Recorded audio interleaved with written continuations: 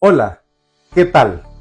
¿Sabías que en la época entre guerras, entre la Primera y la Segunda Guerra Mundial, surgió una gran pregunta que hasta el día de hoy siguen teniendo vigencia?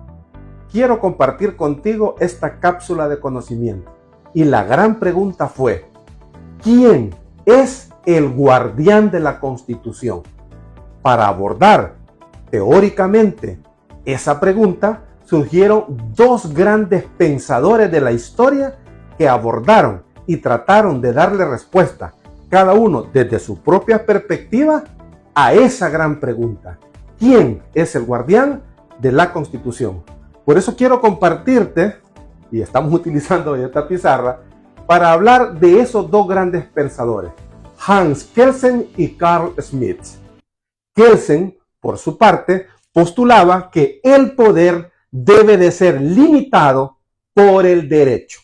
En otras palabras, el derecho es el dique que frena los excesos del poder.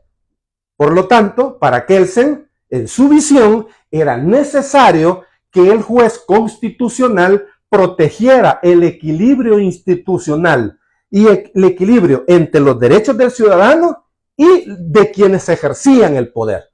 Porque el poder tiende a desbordarse. En la visión kelseniana es necesario que exista un complement, un órgano complementario externo a los tres órganos clásicos del poder: ejecutivo, legislativo y judicial. Y para él es necesario que el Tribunal Constitucional no esté contenido dentro de estos órganos fundamentales, sino que debe ser externo, fuera a esos tres grandes órganos, porque de alguna manera los tres ejercen poder. Y por lo tanto, para mantener la autonomía en sus resoluciones, es necesario crear lo que él llamaba el Tribunal Constitucional. Ese Tribunal Constitucional iba a tener la última palabra en esas discusiones entre órganos para poder limitar su ejercicio.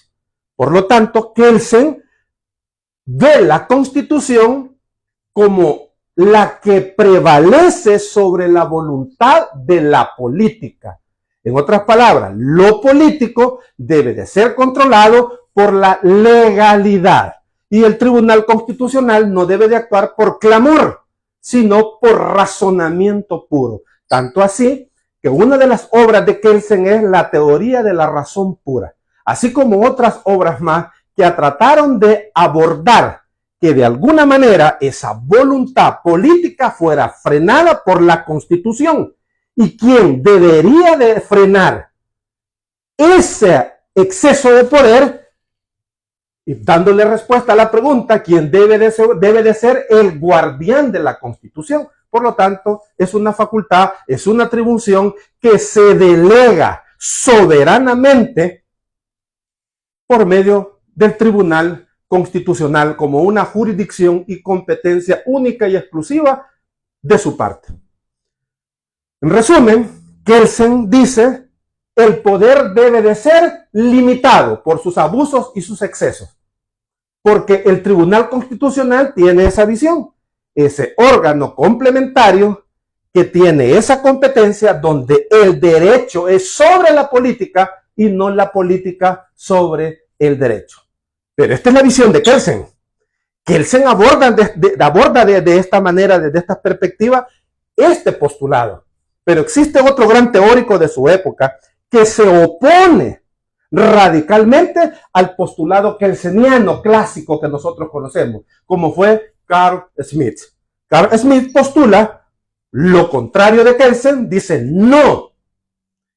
La legitimación viene del Reich, viene del líder electo. El líder electo, que es elegido de manera popular, que es elegido a través de una elección libre, es él el que tiene la última palabra y no un órgano externo como un órgano o tribunal constitucional. No puede, decía Schmitt en su visión, un tribunal constitucional con esas atribuciones frenar lo que legítimamente le corresponde al soberano.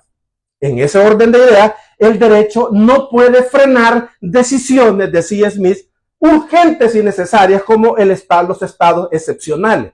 Los estados excepcionales o urgentes o de rápida necesidad necesitan ser resueltos. Porque Smith, en su visión smithiana, decía, es que lo que pasa es que en ese momento la gente no quiere interpretar la norma, quiere respuestas, quiere soluciones a los problemas, que para ello el Tribunal Constitucional, al frenar la legitimidad del right, del electo, pues lo limitaría y lo coartaría en su actuación para solventar dichos problemas.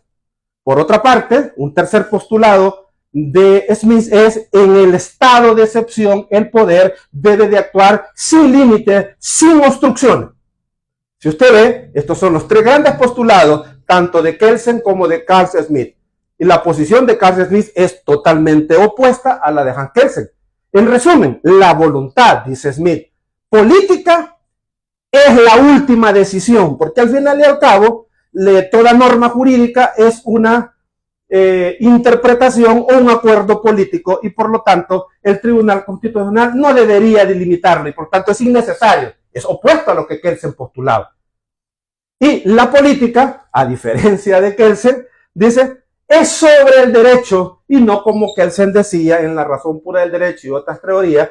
Y en su gran libro, su obra Teología de la política, pues Carl Smith hace sus postulados también, juntamente con otro sinnúmero de obras que han enriquecido la visión jurídico-política de darle respuesta a esta gran pregunta: ¿quién debe de ser el guardián de la Constitución? Aquí nace ese gran choque, ese choque de dos visiones jurídico-políticas que se contrapusieron allá en la época de entreguerras y que hasta el día de hoy sigue vigente.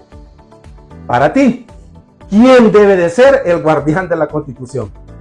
Si te ha gustado este contenido, por favor deja tu comentario, dale like a este contenido y espero que te suscribas para seguir haciendo este tipo de contenidos al futuro. Hasta la próxima, si Dios así lo quiere.